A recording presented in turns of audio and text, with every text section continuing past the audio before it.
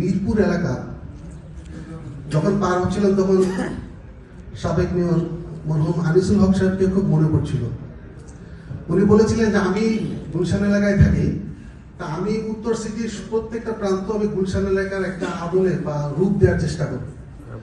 উনি মিরপুরের এবং উত্তরার সবগুলো রাস্তা, পাড়া মহল্লার ভিতরে রাস্তা যেগুলো বেদখল ছিল, রাস্তার বেদখল মানে সেটা আবার সিটি কর্পোরেশন দখলে নিয়ে শুধু রাস্তাই করেনি, রাস্তার লাগোয়া যে ফুটপাথগুলো, আপনারা হয়তো যারা মিরপুরের বাসিন্দা বা গিয়েছেন, সেই ফুটপাথগুলো তিনি উদ্ধার করেছিলেন এবং বাড়িওয়ালাদের বাধ্য করেছিলেন বাড়ির নিচতলা ভেঙে ফুটপাথের জায়গা করে দেওয়ার জন্য।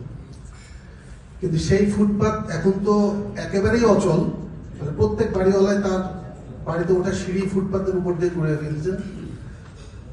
এমনকি 10 নম্বরের কাছে হোপ মার্কেট বলে একটা মার্কেট প্রতিষ্ঠিত আছে, যেটা মূল সড়কের উপরে মার্কেট।